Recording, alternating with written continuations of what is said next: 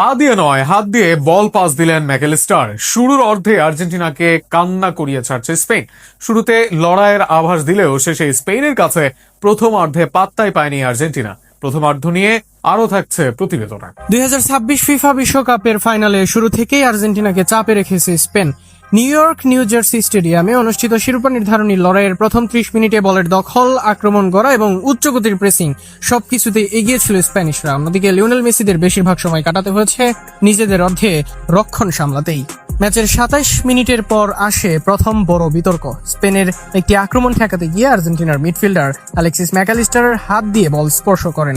রেফারির সঙ্গে সঙ্গে হ্যান্ডবলের বাঁশি বাজিয়ে স্পেনকে ফ্রি কিক দিলেও ম্যাকালিস্টারকে কোনো হলুদ কার্ড দেখাননি। এই সিদ্ধান্তে স্পেনের খেলোয়াড়রা বিস্ময় প্রকাশ করেন। সামাজিক যোগাযোগ মাধ্যমেও মুহূর্তটি নিয়ে আলোচনা শুরু হয়।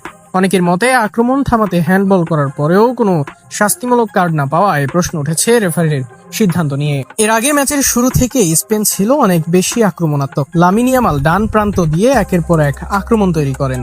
দানি ওলমো, রদ্রি ও কুকুরেলার সমন্বয়ে আর্জেন্টিনার রক্ষণে বারবার চাপ সৃষ্টি হয়। বিশেষ করে রদ্রি মাঝমাঠে দারুণ নিয়ন্ত্রণ দেখিয়ে স্পেনের আক্রমণের গতি ধরে রাখেন এবং আর্জেন্টিনাকে নিজেদের অর্ধে আটকে রাখতে গুরুত্বপূর্ণ ভূমিকা রাখেন।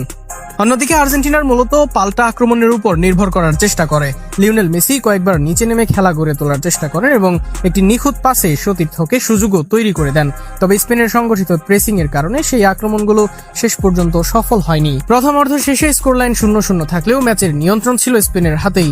আর্জেন্টিনা এখনো নিজেদের সেরা ছন্দ খুঁজে পায়নি, আর স্পেন ধারাবাহিকভাবে চাপ তৈরি করে যাচ্ছে।